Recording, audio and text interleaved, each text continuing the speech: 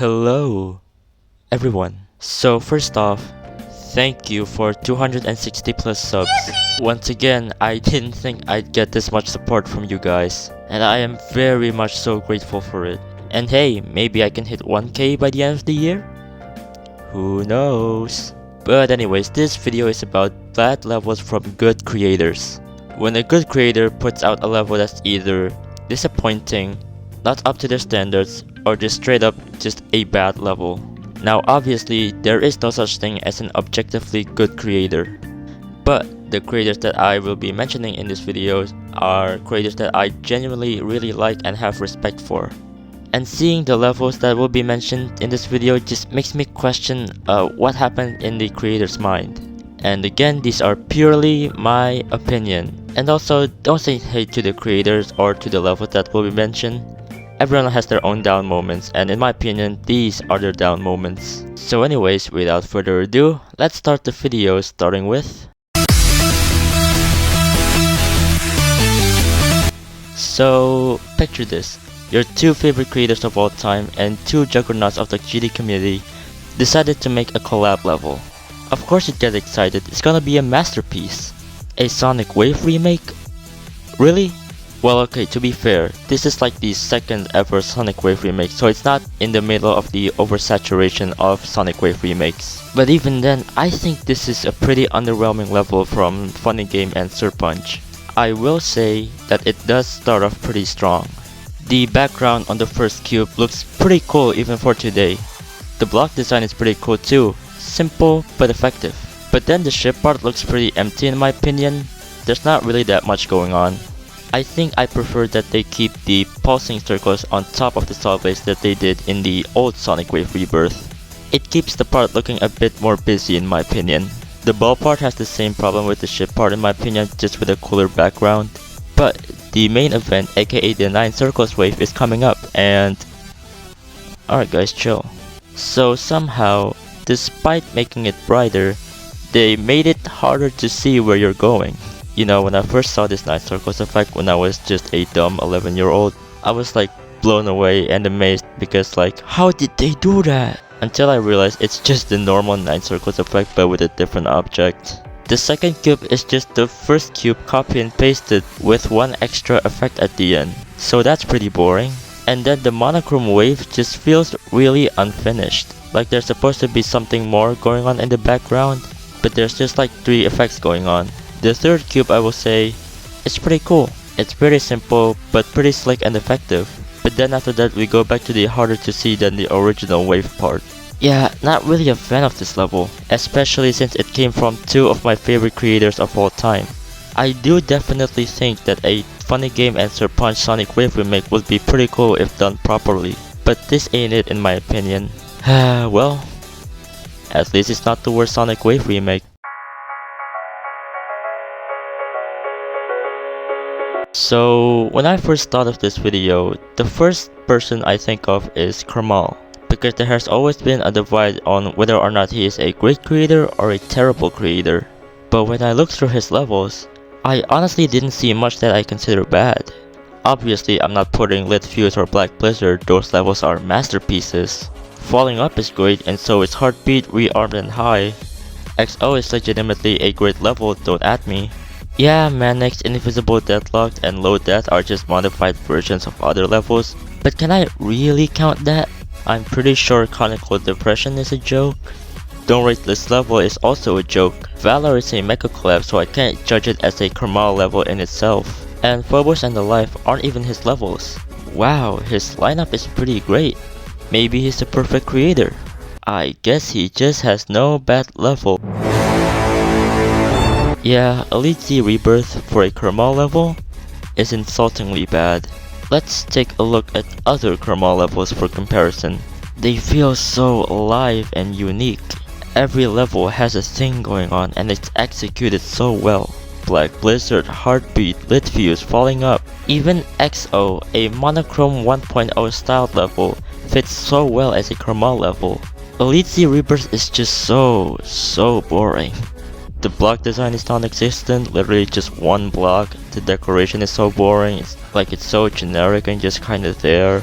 And I know Karmal just wants to make a possible version of Elite C, but like at least try a little bit more. Some parts don't even have decoration, it's just empty. The only thing I like about this level is the so pro UFO spam because I think it's kind of funny.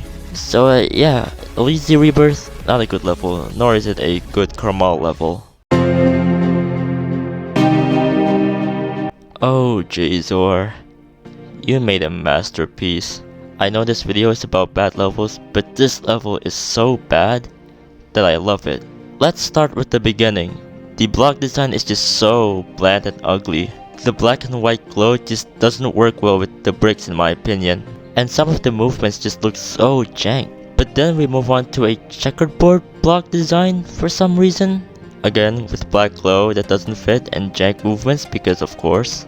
And after that we see what every creator does when 2.1 first released, using the finger dash blocks. Well okay, to be fair, this happens with every update, but even still it shows so much of the age of the level whenever it does this. And then we change block designs again for the duel because of course. I'm not saying changing block designs is bad, but some of them just doesn't fit with the others. Although to be fair, this is my favorite part aesthetically so far. The lasers though are unnecessarily so neon red that it just clashes with the blue atmosphere. Okay, one thing I'll give Matilda is the backgrounds. I unironically really like the backgrounds Jazor used so far. The volcano part is just so funny. This is the only background I don't like because I think only putting a volcano is not enough. And again, the lava on the volcano is just so unnecessarily neon red. But besides that, the smoke effect makes this part look so much worse. But even worse is the smoke trail, which just doesn't look good at all. We're also back with the finger dash blocks, which admittedly has some pretty okay colors, and the wood blocks look okay too. And finally, the boss fight. And we're back with the black glow that doesn't look good. And you know, the movements on Matilda's arms actually look pretty good. But Matilda just sits there expressionless, only moving up and down ever so slightly. This level is funny bad, which in my opinion is the best kind because at least you can laugh at it. It's so goofy, it aged like milk and so bad that I love it ironically.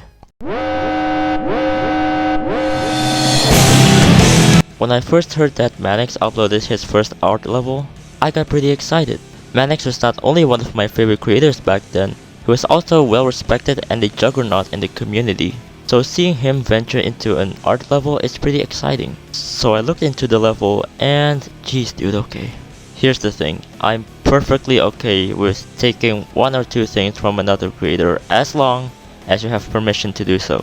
Now Manx does give permission, but also geez dude, how much do you need? I've counted on how many things he copied from other levels, and there are at least 10 or 11 if you count Bloodlust levels that he copied from.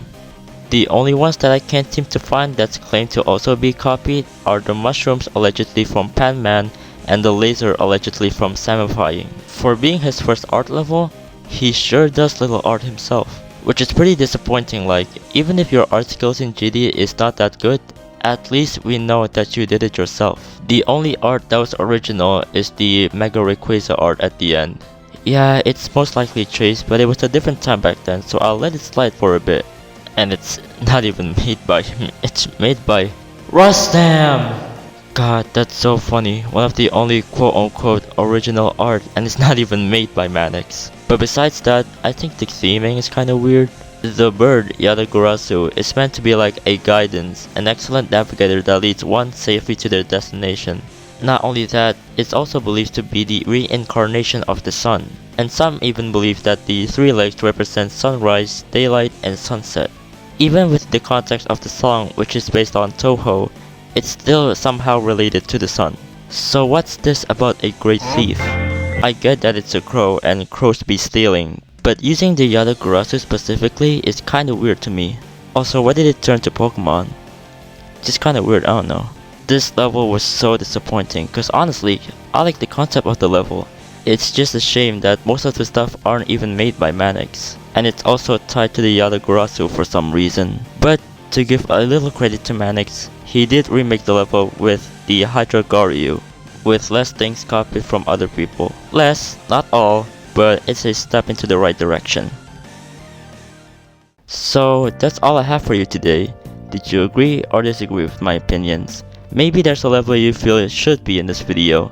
Leave your suggestions in the comments and maybe I'll include it if I ever make a sequel to this video. That's all I have for you today. I'll see you all later. Bye bye.